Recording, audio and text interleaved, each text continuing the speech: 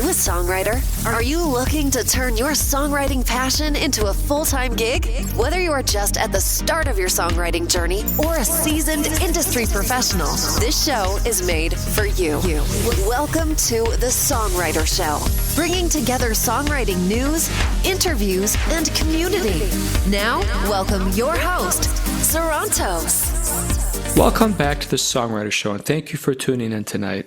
I'm your host, Sarantos, a solo music artist and songwriter who's always believed in the power of words. Here on The Songwriter Show, we bring you a behind-the-scenes glimpse with some of today's most inspiring songwriters, and we share their stories with you on Reality Radio 101. Tonight, I'm so excited to have Frankie Muriel. His story is one of longevity, reinvention, and sheer passion for the craft. Born to a Latin percussionist father, he was steeped in music before he could even talk, sneaking out of bed to play with instruments left behind after late-night jam sessions. By his teens, he was absorbing the electric energy of rock icons like David Lee Roth, Prince, and the glam metal giants who dominated MTV. And now, welcome this week's special guest. Welcome to the show. How are you tonight? I'm good. Thanks for having me, man. You're welcome. So you got kind of a cool story. So I guess the first thing I'm going to ask you is, what's your main instrument? Well, I write on piano. I was born a drummer, and that's about it. I don't really play guitar, very rudimentary, but I mostly write on piano, and I play drums and percussion and all that fun stuff. Okay, that's cool. Kid, I marched in a marching band, played the xylophone, which was the combination of rhythm and keys, so it worked out for me. That's awesome. All right. So what was the first tune that you learned when you were a little kid? Do you remember? It was probably, I remember the first time I did a show for the family. I think it was Crocodile Rock, but probably an old Cal Jader song, either Wachiwara or Tell It on the Mountain. And I learned that and played that. And that was the kind of music my dad played. Yeah. So that's what I heard as a kid, Did you have any teachers, or was it just your family? Just my family. My brother's a great musician, multi-instrumentalist, so I grew up around it. I had a great high school band director, but I didn't really ever take lessons. Funny stories, my sister got a piano and she was learning piano lessons, and I just started playing it because I could play by ear. So they thought I was reading, but I was really I could just hear something and play it. So one time when the teacher was like, okay, well, here, read this, and I couldn't read it. So because I only could play if I heard it played first, That's awesome. Yeah, that's a terrible problem I have. I wish I had that problem. All right, so tell us what CD influenced you the most? Oh my gosh, so many, I think in every era of my life, one took over. So I grew up, like I said, listening to the Cal Jader and Herbie Hancock and Herbie Mann. But then, I will never forget riding down the street, hearing You Really Got Me, or hearing Running with the Devil. Van Halen changed my life. That was the second time. Then I'm hearing Prince, and that changed my life the third time. So I'm this weird blender, as we all are, of our influences, and those are mine. Yeah, okay. Is there someone you'd love to be in a room with, dead or alive, if you could pick one person? Gosh, those are all, such good questions, but always so hard, right? I'd love to sit and hear Prince tell some stories, or talk to him about how, he hears these things, because we all of us as writers, I found over the, decades of doing this and meeting people, we all have similar ways and we all have unique ways of creating. So I think it would be cool to hear, for example, I hear songs completely done in my head. So I would wonder if that's how he heard it, or, sometimes you're doing the building blocks of building a song and it's not really one yet. Sometimes you're fully informed with what it has to be and you're just chasing this thing, So I'd be curious to see if that applied, What advice would you give someone who's a beginner? Listen to everything. The entire scope of recorded music is our encyclopedia and our dictionary. Every song before you has got something you can learn from. That's how I learned production. That's how I learned songwriting. By, when you're younger, you're chasing that thing that you're here, and then you figure out how to do it. And then at some point you look back and you're doing it yourself, But I think that's how we learn, and you can always have a reference by using those songs as encyclopedias, Do you still practice religiously, like daily, or how often do you practice? I don't ever practice, sadly enough, but I'm in a band that plays 200 shows a year, so that you're kind of okay. always working, you're always shedding, and I'm always writing and recording. So in that sense, I'm always doing something. So your skills are still being used every day. Do you teach music at all? I don't, but I opened up a school of rock in Missouri, and it's been great to see the younger generations kind of get into that. And the cool thing about School of Rock is, when we were younger, we went and learned lessons, and you learned your scales, and you learned, how a song or progression went. In School of Rock, we put them in bands together. So when the kids have their separate lessons, they learn what the band is playing. So immediately they're getting that feedback of playing with each other in a band, which then you learn all those lessons that we all did playing in a band. Yeah, that is a whole other level. You're right about that. It's a whole different thing, right? You learn how to communicate. You learn responsibility. You learn how to listen. When you're just by yourself in a room, which I will never diminish the fact that it takes those, 10,000 hours or whatever it is to learn how to do things. But when you get that instant feedback with someone else, you get more excited and you're more inspired, Tell us about your songwriting process. How do you typically do it? Like I said, I hear a song in my head. So then, whether I'm driving, whether I'm sleeping, whether I'm just chilling out, I hear a hook and I hear a song usually.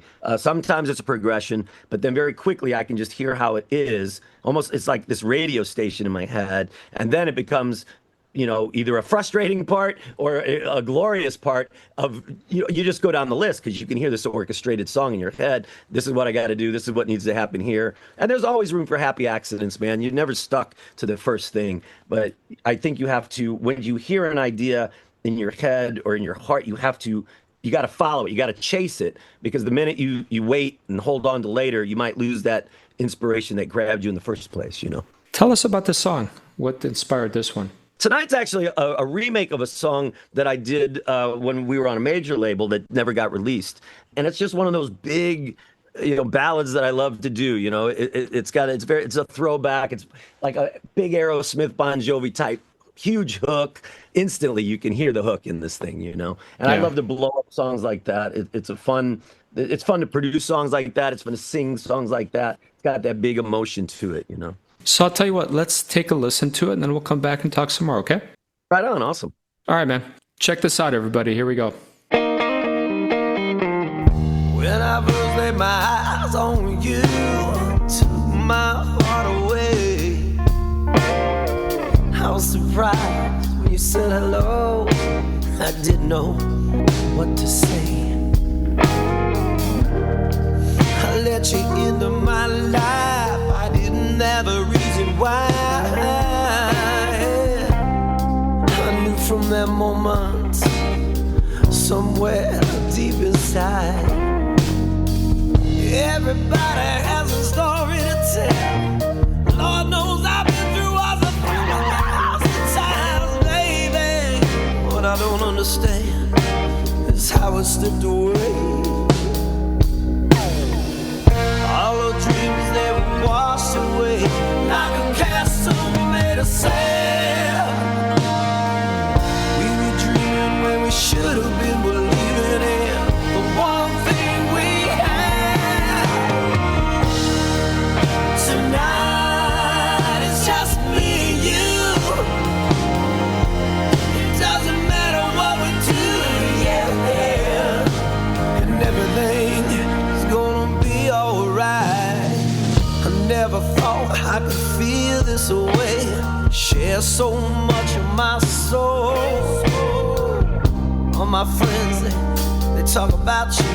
Does anybody even know how I lost my pride? I broke it down inside, got on my knees, begging God to bring it back to me, baby. I knew you heard my prayers, cause you're coming back. Tell me how you feel, tell me all the things you're keeping inside. Tell me what you need, tell me how to make it right. Will you do whatever it takes? Baby, I'll do whatever it takes this time. Tonight it's just me and you. It doesn't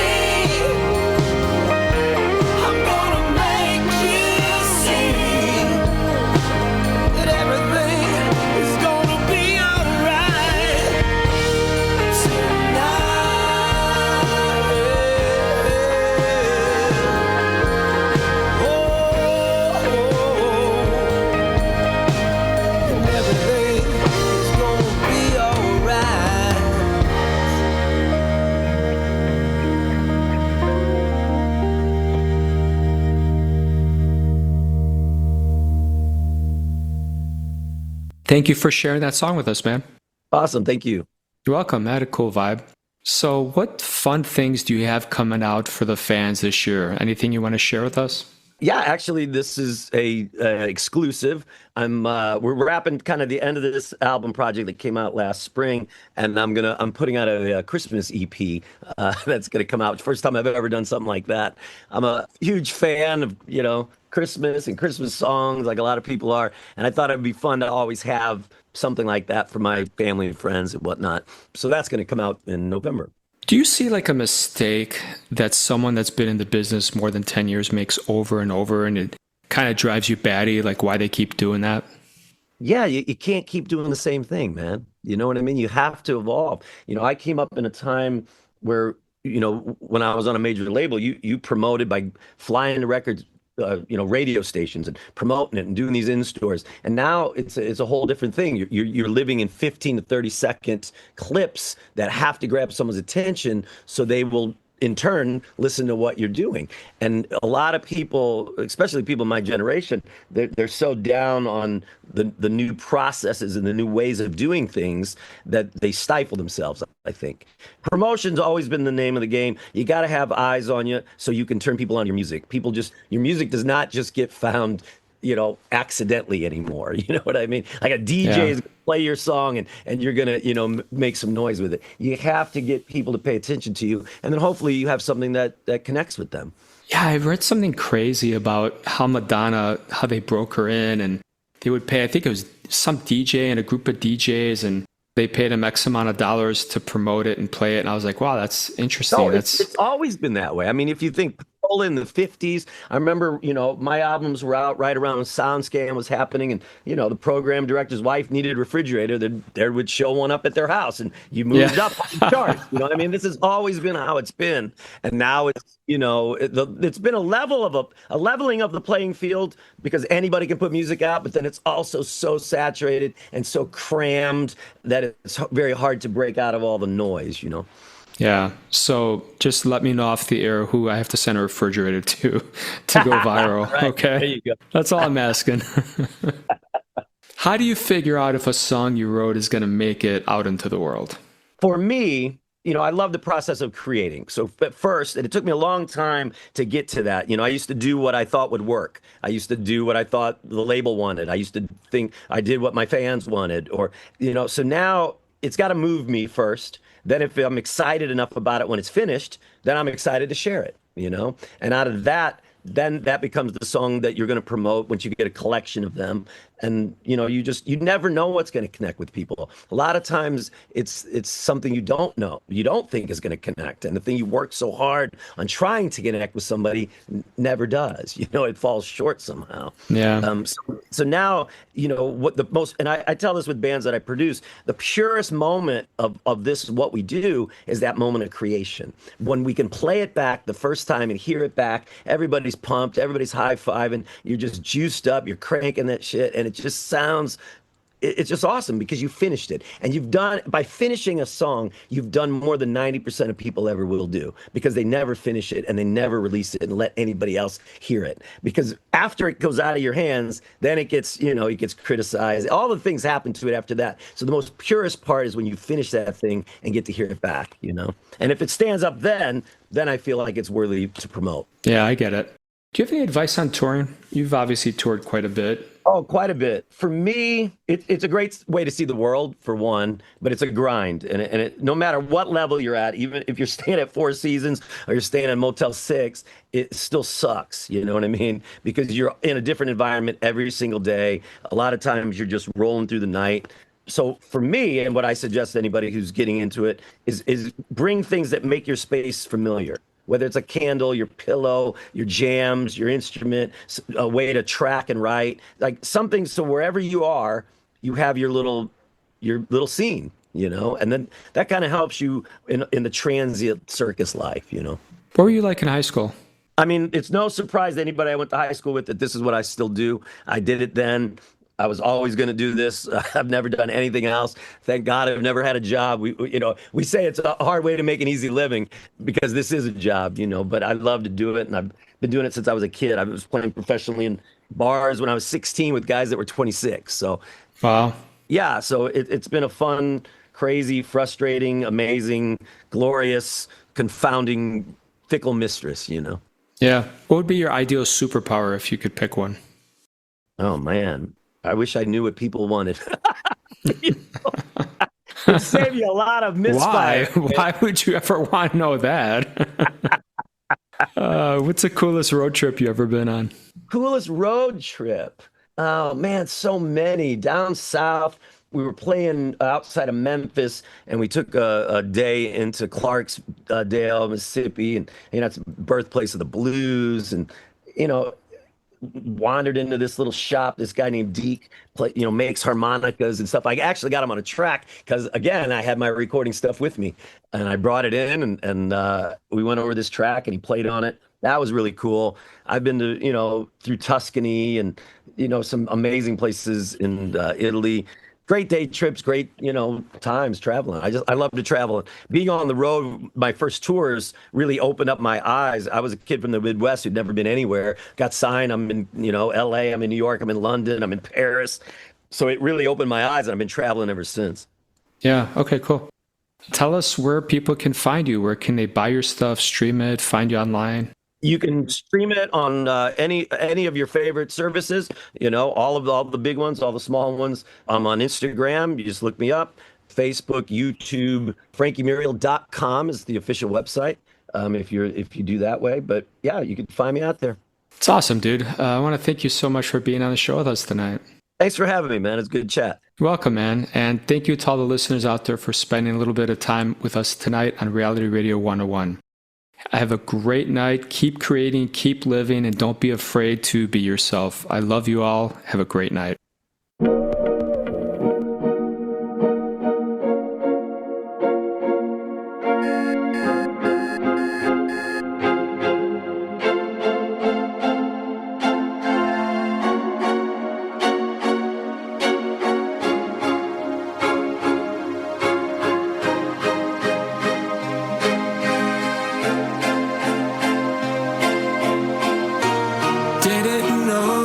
The sun running by. I was too busy working. Didn't see gravity's pull on my eyes. Always felt the hurting. Not sure this is how I should be spending my time. Not sure this is what I want to say with my life. Doing shit I don't want to do. Not sure I'll ever be right. Am I worth waiting for? Am I fighting for? I've always been a dreamer, but it's past 3. Mind's so tired. Nightmare was a screamer. Mind racing. I can't fall back to sleep. I can't sleep. I can't sleep.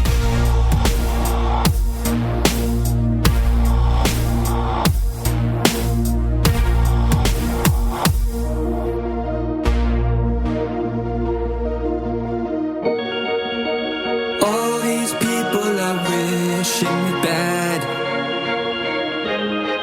without my permission. So I push away my friends. Hugs and days they send my way.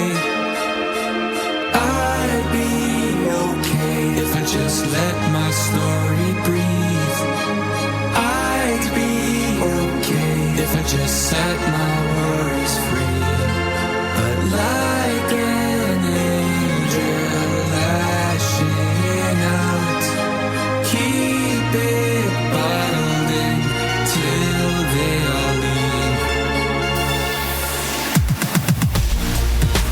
Am I worth waiting for?